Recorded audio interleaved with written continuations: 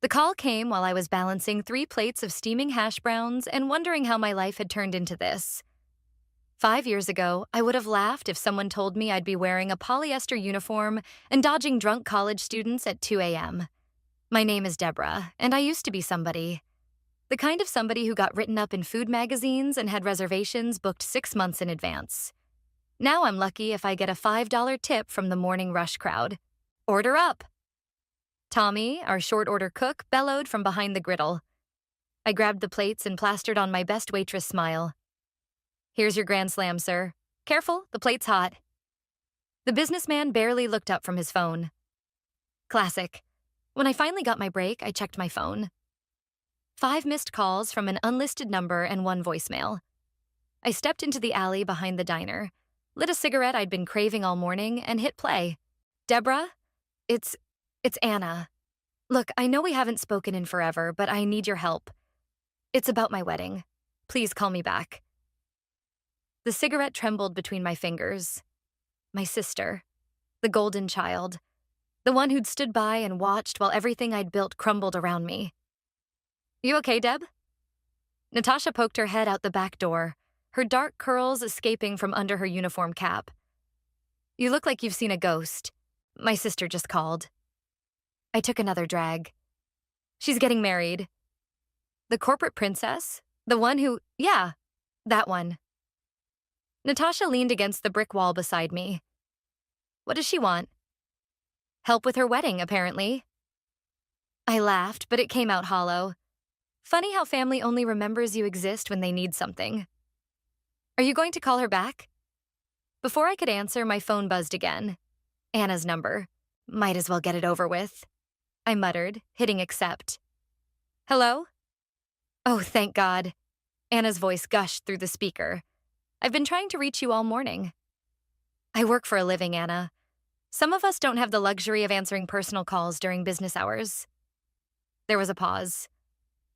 Right, sorry. Listen, I need to talk to you about something important. Can we meet? I'm working.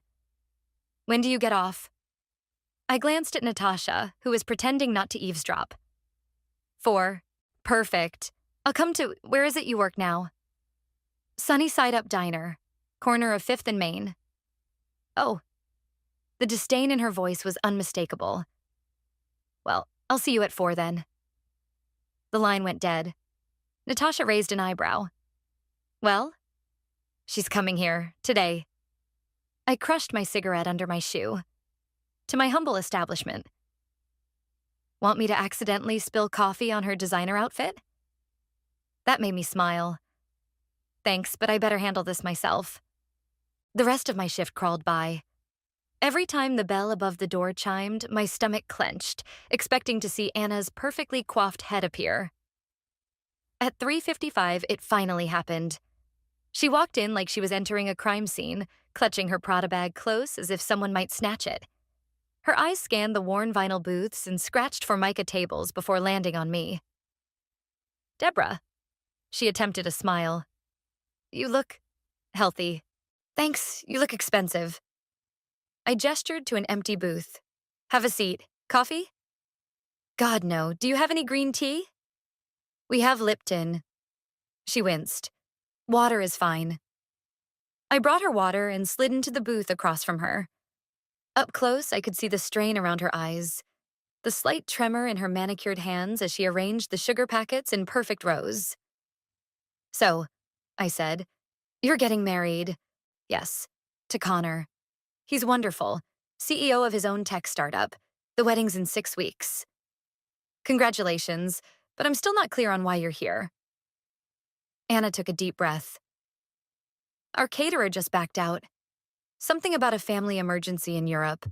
And I need someone who understands food. Someone who can create something spectacular on short notice. I stared at her. Are you serious? I know it's asking a lot. Asking a lot? I leaned forward. You haven't spoken to me in 3 years, Anna. Not since Earl took everything and you sided with him. Now you want my help? I didn't side with anyone, she hissed, glancing around the diner. I just didn't want to get involved. Right. Because that's what family does. Stays neutral while watching their sister lose everything she's worked for. Anna's face crumpled slightly. Please, Deborah, I'm desperate. The guest list includes half the tech industry's elite. I can't serve them rubber chicken and frozen vegetables. I sat back, studying my sister's face. Something clicked in my mind, a possibility so delicious it made me smile. You know what? I'll help you. Her eyes lit up. Really? On one condition. I leaned in close. Nobody can know it's me. As far as anyone's concerned, I'm just part of the catering staff. Deal? Anna nodded eagerly, relief flooding her features. If she'd known me better, she might have wondered why I gave in so easily. But then again, my sister never was very good at reading people. That's what made this perfect. You want me to what? Natasha nearly dropped the coffee pot she was refilling. It was the morning after Anna's visit, and I'd just shared my plan. Help me cater my sister's wedding. Under the radar. I wiped down the counter, avoiding her incredulous stare. The pay is good. That's not why you're doing this, and we both know it. She set the pot down and leaned in close. This is about revenge, isn't it? Before I could answer, the bell chimed. Anna walked in, this time accompanied by a tall man in an expensive suit. Connor, I presumed. They looked like they'd stepped out of a corporate magazine cover. Deborah! Anna's voice carried across the diner, making several customers look up from their plates. We need to discuss the menu. I gestured toward an empty booth. Give me 5 minutes. As they settled in, Natasha whispered, That's the guy she's marrying? He looks like he irons his socks. Probably does. I grabbed my notepad and approached their table. What can I get you? Just coffee, Connor said, not looking up from his phone. Black. Anna cleared her throat. Actually, we should eat something. We need to discuss your contribution to the event. I noticed how carefully she avoided any mention of cooking or catering. Heaven forbid anyone overhear that her waitress sister was handling the food for her society wedding. The special today is blueberry pancakes, I said, keeping my voice professional. Made from scratch. Oh, I couldn't possibly... Anna started. We'll take 2 orders. Connor interrupted, finally looking up. I've heard good things about this place. Anna's face tightened, but she didn't object. I headed to the kitchen, feeling their eyes on my back. When I returned with their food, Connor took one bite and his eyes widened. These are incredible. Did you make these?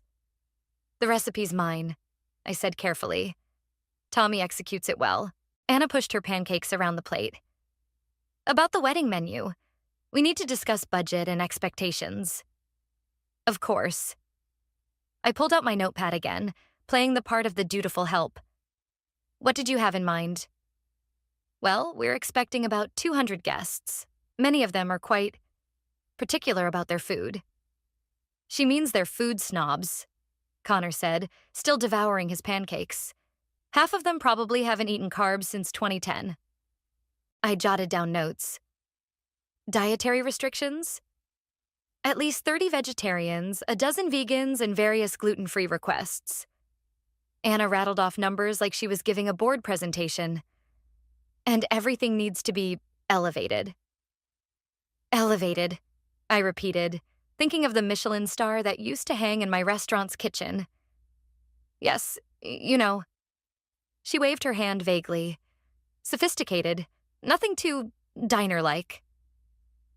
The pencil snapped in my hand. What my fiancé means, Connor interjected, shooting Anna a look, is that we trust your expertise. We want you to create something special. I took a deep breath. I have some ideas. A modern take on classical French cuisine, perhaps? Or maybe Japanese Mediterranean fusion. I heard that's quite popular in certain elevated circles. Anna missed the sarcasm completely. Yes, exactly. Something like that. But can you handle something so complex? Anna, Connor warned. I just mean, it's been a while since you've worked in a proper kitchen. The diner had gone quiet. I could feel Natasha's protective anger radiating from behind the counter. I can handle it, I said quietly. In fact, I'll prepare a tasting menu for you next week, just to ensure it meets your standards. Perfect. Anna clapped her hands. We'll bring a few friends to give their opinion. Is Wednesday good? Wednesday's perfect. I'll need to use your venue's kitchen. Oh, we're having it at the Riverside Hotel. They have a fantastic kitchen. She paused. You'll need to use the service entrance, of course, and wear appropriate attire.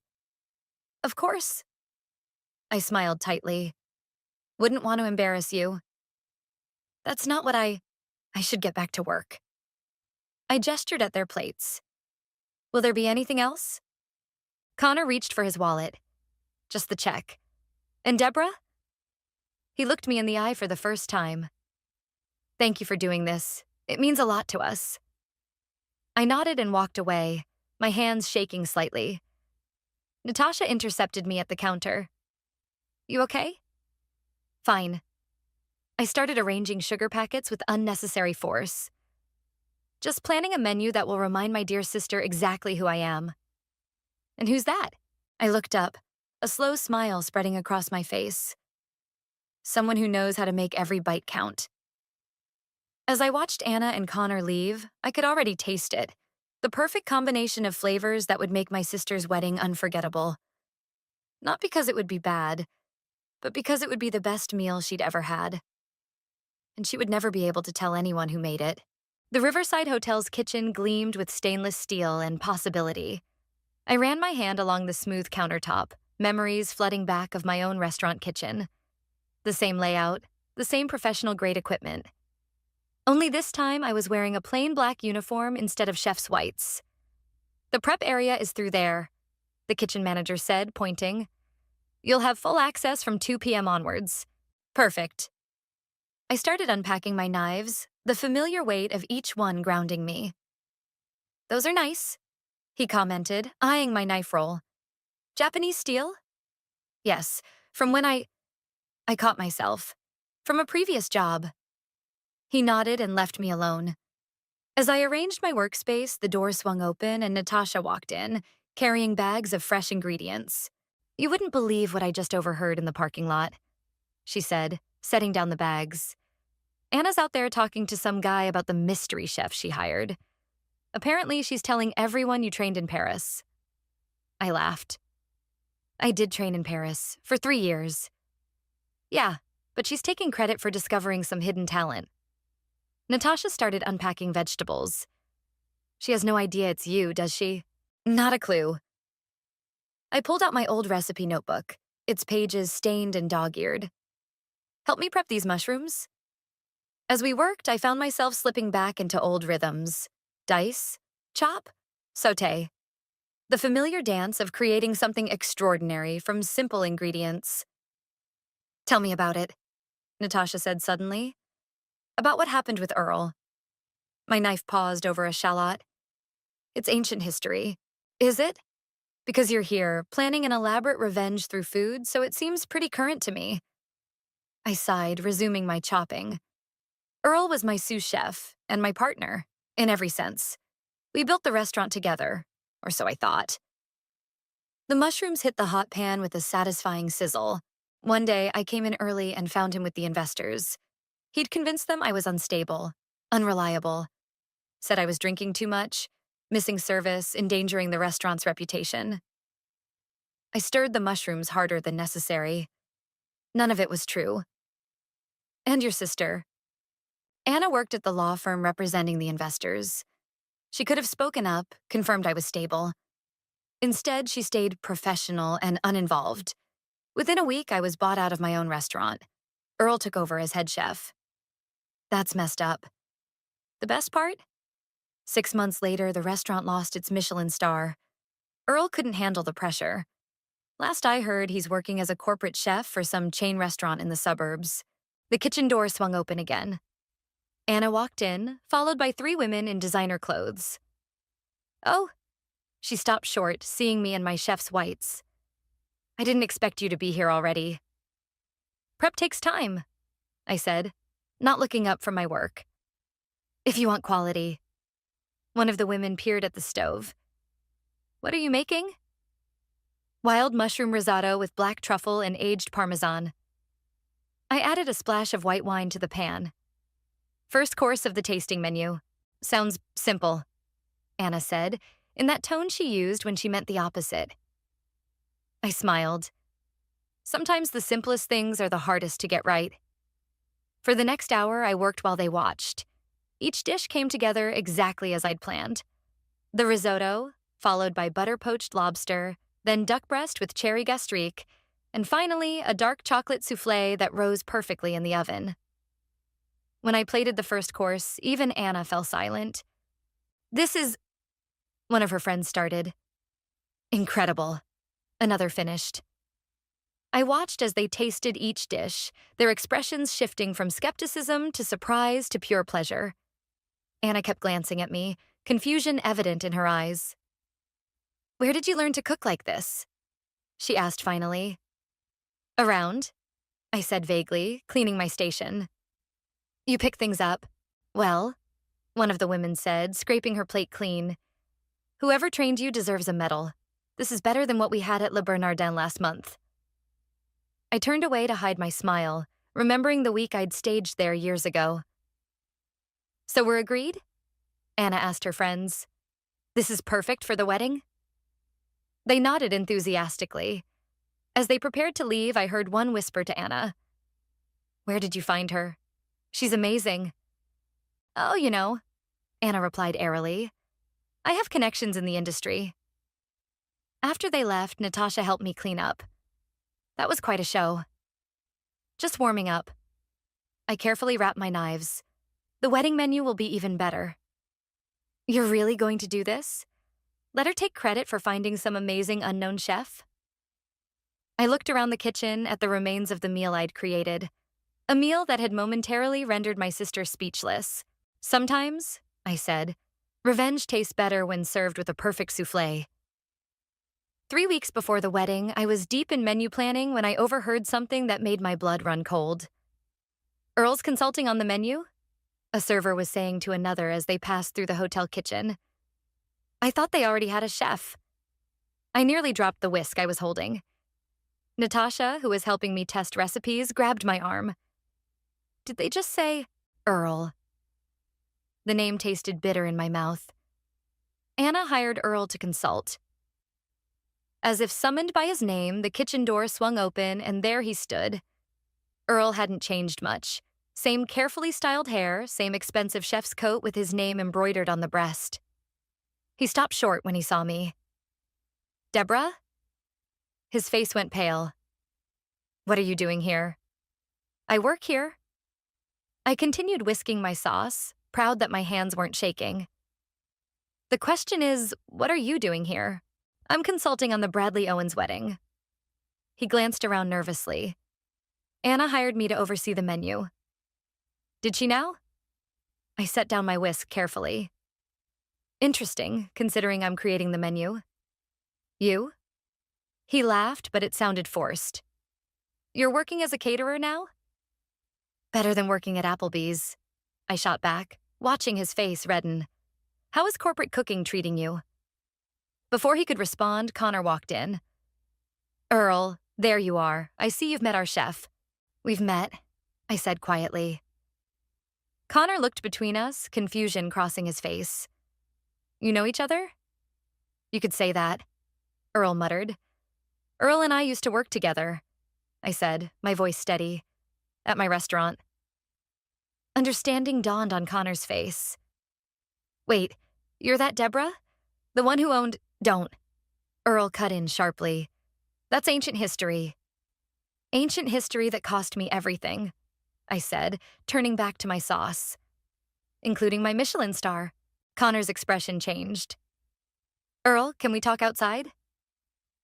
They left, leaving me alone with Natasha, who had witnessed the whole exchange in uncharacteristic silence. "You okay?" she asked finally. "No." I grabbed a spoon and tasted my sauce. "Needs more acid." The kitchen door opened again, this time admitting Anna, who looked flustered. "Deborah, we need to talk. About how you hired my ex-partner to consult on the menu?" I added a splash of vinegar to the sauce. "The same ex-partner who destroyed my career?" "I didn't know you were the chef." Anna protested. You insisted on staying anonymous. And that makes it better? The spoon clattered against the counter. Of all the consultants in the city, you had to hire Earl? He has a good reputation. Because he stole it from me. My voice echoed off the steel surfaces. He stole everything from me, and you helped him do it. Anna stepped back. That's not fair. I didn't take sides. That was taking sides. I advanced on her. When someone hurts your family and you do nothing, you're choosing the person doing the hurting. The kitchen fell silent, except for the gentle bubbling of my sauce. I'm sorry, Anna said finally. I really am. But this wedding is important. I need it to be perfect. And you don't think I can deliver perfect without Earl's supervision? That's not what Here. I grabbed a clean spoon and dipped it in the sauce. Taste this. She hesitated, then took the spoon. Her eyes widened as she tasted it. This is sauce vin jaune, I said. The same sauce that earned me my first Michelin star. The same sauce Earl could never quite master. Anna stared at the pot. You really made this? I really made this. Just like I'll make every single dish at your wedding perfect. Not because Earl is supervising, but because that's who I am. That's who I've always been. The door opened again and Connor entered. Earl's gone. I fired him. Anna spun around. You what? I did some research, called some people in the industry. He looked at me. What happened to you was wrong. I won't have him anywhere near our wedding. I felt something shift in my chest. Not forgiveness exactly, but something close to vindication. Thank you, I said quietly. Don't thank me. He picked up a spoon and dipped it in my sauce. Just keep cooking like this. After they left, Natasha bumped my shoulder. So much for staying anonymous. Connor knows, but Anna still doesn't know I'm her sister's mystery chef. I turned back to my stove. And I intend to keep it that way until the perfect moment. When's that? I smiled, reaching for the vinegar again. When the sauce is perfect.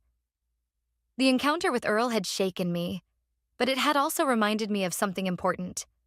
I wasn't just good at what I did. I was exceptional. And in 3 weeks, everyone at that wedding would know it too, including my sister. 1 week before the wedding, I was elbow deep in prep lists when someone cleared their throat behind me. I turned to find an elegant older woman watching me with knowing eyes. Hello, Deborah, she said. It's been a while. Meredith? I nearly dropped my clipboard.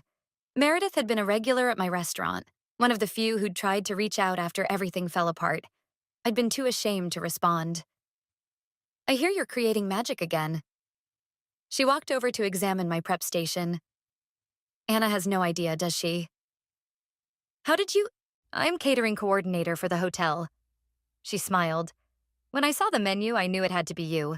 Nobody else makes chocolate soufflé with that particular lavender twist. I set down my clipboard. Are you going to tell her? That depends. Meredith leaned against the counter. Are you doing this for revenge or redemption? Before I could answer, Anna burst into the kitchen, wedding binder clutched to her chest. Emergency! She stopped short at the sight of Meredith. Oh, thank God you're here. The florist just called. They delivered white peonies instead of pink. Breathe, dear, Meredith said calmly. I'll handle it. And the string quartet has food poisoning. Anna's voice rose an octave. Something about bad sushi. I exchanged glances with Meredith. Anna, sit down before you pass out. To my surprise, she actually listened, sinking onto a kitchen stool. Everything's falling apart, she whispered. This wedding was supposed to be perfect. Nothing's falling apart, Meredith said firmly. I know an excellent jazz quartet who can fill in. As for the flowers— She pulled out her phone. Leave it to me. Anna's shoulders slumped. At least the food will be amazing. That's what everyone keeps saying after the tasting.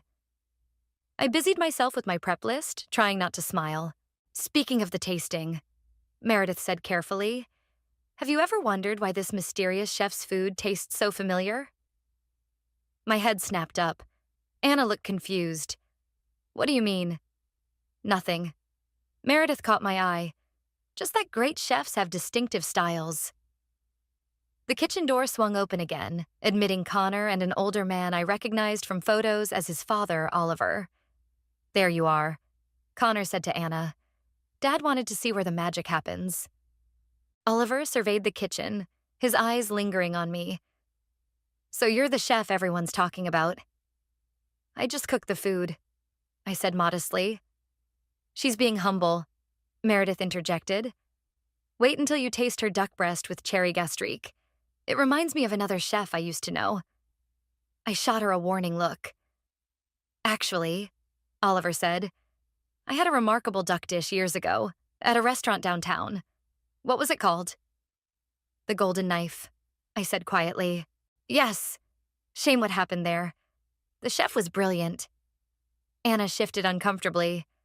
Dad, we should go check on the ballroom setup. In a moment.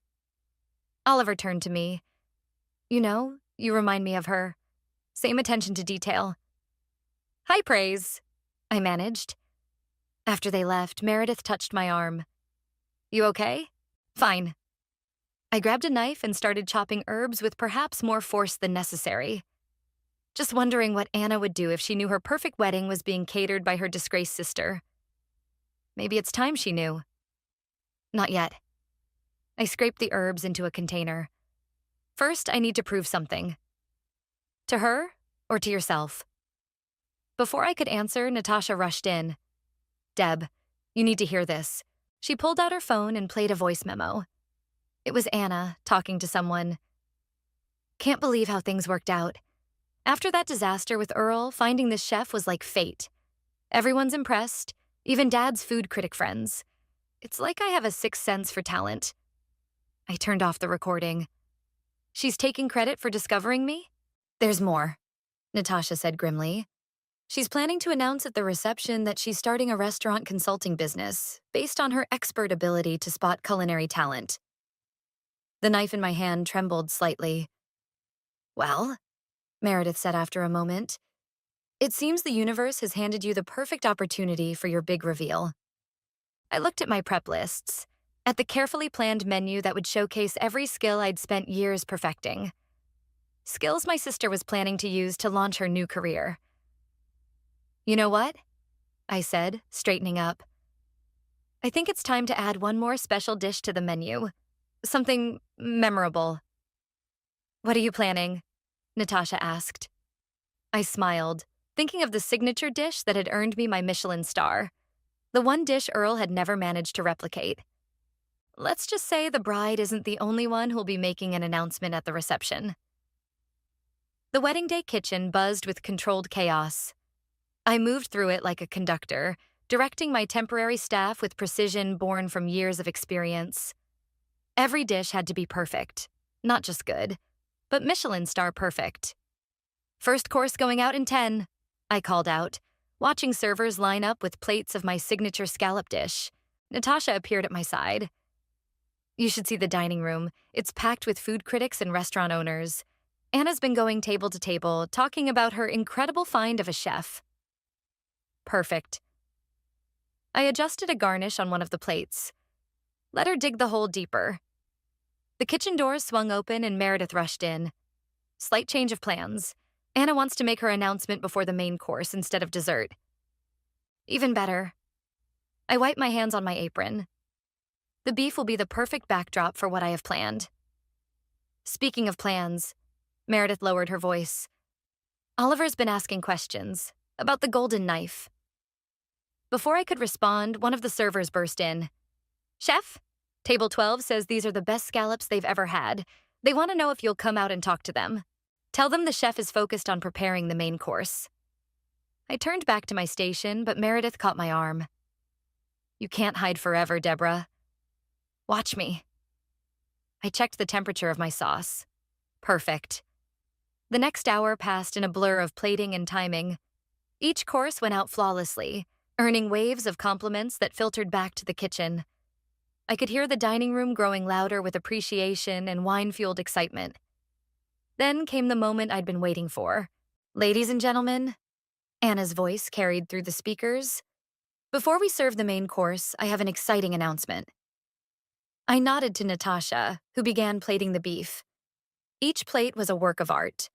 Perfectly seared tenderloin, sauce painted with precision, garnishes placed just so. And that's why I'm thrilled to announce the launch of my new venture, Bradley Culinary Consulting. Anna continued. Using my expertise in discovering hidden culinary talents, like the amazing chef creating your meal tonight? Now, I said quietly. Meredith opened the kitchen doors and servers began streaming out with plates. But these weren't just any plates. They were my signature dish from the Golden Knife, the one that had earned write-ups in every major food publication. Is that? One of the older critics stood up as his plate was set down. This is impossible. I haven't seen this dish since. The dining room erupted in murmurs. Anna's voice faltered. As I was saying, my ability to spot talent. Excuse me, the critic interrupted, standing. But this is Deborah's beef tenderloin with black garlic and truffle emulsion. I'd know it anywhere. Are you saying she's cooking here tonight? The room fell silent. Anna stood frozen at the microphone. I took a deep breath, untied my apron, and walked through the kitchen doors. Hello, everyone. My voice carried across the suddenly silent room. Yes, I'm the chef. And yes, this is my signature dish from the Golden Knife. Anna's face went from red to white. Deborah, what are you doing? What I do best. Cooking. I turned to address the room. Many of you knew me when I had my restaurant. Some of you were there the night I earned my Michelin star. And some of you wondered where I went after everything. The critic who had recognized my dish was beaming.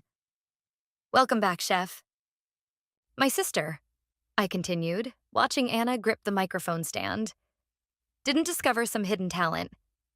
She hired her own sister, the one who lost everything 3 years ago, to cater her wedding. She just didn't know it was me. The room erupted in conversation. I could see food critics pulling out their phones, no doubt already composing tweets and articles. You planned this, Anna accused, her voice shaking. You set me up. No, Anna, you set yourself up. You were so busy trying to use my food to launch your consulting business that you forgot one important thing. What's that? Great food tells its own story. I gestured to the plates. And this is my story. Always has been. Oliver stood up, clapping slowly. Others joined in until the whole room was applauding. I saw Connor leading a shell-shocked Anna back to her seat. Chef, the critic called out, please tell me you're coming back to the industry. I smiled, thinking of all the nights I'd spent planning this moment. Actually, I have an announcement of my own. Next month, I'm opening a new restaurant. Smaller than the Golden Knife, more intimate. I'm calling it Second Course. More applause, more phones coming out. Anna sat at her table, staring at her plate. I headed back to the kitchen, where my staff waited. Right, everyone. We still have 200 perfect plates to serve. Let's show them what we can do. As I pushed through the doors, I heard Meredith say to Natasha, now that's what I call a comeback. Indeed it was. And we weren't even at dessert yet. The dessert course was about to go out when Anna stormed into the kitchen, her white dress swishing against the stainless steel counters. How dare you? She grabbed my arm, spinning me around. This was supposed to be my day. Careful, I said, gently removing her hand. You wouldn't want to get chocolate on that dress. It's Vera Wang, right? This isn't funny, Deborah. You humiliated me in front of everyone. No, I corrected her, continuing to plate the soufflés. You humiliated yourself by trying to build a business on someone else's talent. My talent. Natasha appeared with fresh berries for garnish. Should I call security? That won't be necessary, a new voice said. Oliver stood in the doorway, Connor beside him. But we do need to talk. All of us. I checked the soufflés. After dessert, these won't wait. Of course. Oliver nodded. A proper chef never abandons their kitchen. Anna made a strangled sound and stormed out. Connor watched her go, then turned to me. I knew there was something familiar about your cooking, he said. I ate at the Golden Knife twice. Best meals of my life. Until tonight, I said, adding a perfect quenelle of vanilla cream to each plate. Until tonight, he agreed, then followed after Anna. The soufflés went out to universal acclaim. As the last plates were cleared, I finally stepped away from my station. My staff had everything under control for the remaining coffee service. I found them in a small private dining room off the main hall. Anna sat rigid in her chair while Connor and Oliver flanked her like bookends. "Sit down, Deborah." Oliver gestured to a chair. "I think it's time we cleared the air." "There's nothing to clear," Anna snapped. "She sabotaged my wedding by cooking the best meal these people have ever had." Oliver raised an eyebrow. Strange definition of sabotage. "She made me look like a fool." "No," Connor said quietly. "You did that yourself, when you tried to take credit for finding her." "I did find her." "You found your sister working in a diner," I corrected. "And instead of being happy to reconnect, you saw an opportunity to exploit my skills." "That's not true." But Anna's voice wavered. "Isn't it?" I leaned forward. "You knew exactly who I was when you hired me. You just didn't want anyone else to know. Because you're a waitress." "I'm a chef." My voice echoed off the walls. "I've always been a chef. Even when Earl took my restaurant, even when you stood by and watched it happen, I never stopped being a chef." The room fell silent. Outside, we could hear the reception continuing. Music, laughter, people still raving about the food. "I remember when you girls were young," Oliver said suddenly. "Anna would always take credit for Deborah's baking. Remember those cookies you'd bring to school functions, Anna? The ones everyone loved?" Anna's face flushed. "That was different." "Was it?" Oliver shook his head. "You've always lived in your sister's shadow when it comes to food. Instead of being proud of her talent, you tried to claim it as your own." "Dad," Connor warned, but Oliver held up his hand. "No, this needs to be said. Anna, what you did tonight, trying to launch a business on your sister's reputation, it's unconscionable." Anna's eyes filled with tears. "I just wanted—" "What?" I asked softly. "What did you want?" "To be special." The words burst out of her. "You were always the talented one, the creative one. I was just successful. Boring, corporate successful. And that's not enough? Not when people's eyes light up the way they did tonight. Not when they taste your food and call it magic." She wiped her eyes. "I thought if I could be the one who discovered you, you'd finally have some of that magic yourself," I finished. She nodded miserably. "Anna?" Connor said gently, "You don't need to steal someone else's light to shine." "He's right," I added, surprising myself. "You're successful because you work hard and you're good at what you do. That's not boring. It's admirable." Anna looked up, mascara smeared under her eyes. "Why are you being nice to me? I thought you hated me." "I did. I do. Maybe." I sighed. "But mostly I just wanted you to see me. Really see me, not as someone to be embarrassed by or use for your own gain." "I see you now," she whispered. "I'm sorry it took all this." Oliver stood up. "Well, there's still a wedding reception happening. Shall we rejoin your guests?" Anna nodded, then turned to me. Will you come out there with me? As yourself this time?" I thought about the dining room full of industry people who'd just rediscovered me, about the announcement of my new restaurant, about the years of hiding. "Yes," I said. "But first, let me change out of these kitchen whites. If I'm going to your wedding reception, I should dress for it." For the first time that night, Anna smiled genuinely. "Your food really was magic tonight." "I know," I said, standing up. "That's who I am." The reception was winding down when Anna found me at the bar, where I sat nursing a glass of the expensive champagne I'd helped her choose weeks ago. "That food critic just offered to invest in your new restaurant," she said, sliding onto the stool next to me. "I know." I swirled the champagne in my glass. "He's the third one tonight. Are you going to accept?" "No." I set down my glass. I'm doing this on my own terms this time. Already signed the lease on a small place downtown. Anna fidgeted with her wedding dress. I withdrew the paperwork for the consulting business. Probably wise. Deborah, she took a deep breath. Would you teach me? Not to cook like you. I know that's not possible. But maybe I could learn enough to appreciate what you do. Really understand it? I turned to look at her properly.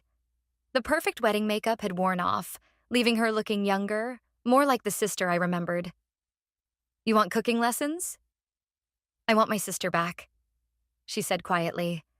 And I thought maybe we could start with cooking. Before I could answer, Natasha appeared with a plate. Last one, she announced. Saved it specially. On the plate sat a perfect slice of wedding cake. Not the fancy tiered creation Anna had ordered, but a simple chocolate cake I'd made earlier and kept in the kitchen. Is that? Anna's eyes widened. Mom's recipe? The one she taught me when I was 12. I pushed the plate between us. Here, we'll share it. Anna picked up a fork with trembling hands. I haven't had this since Mom died. I know. I took a bite, letting the familiar taste flood my mouth with memories. She always said food was how you showed love. Even when you couldn't say the words, Anna finished, taking her own bite. Oh God, it tastes exactly the same.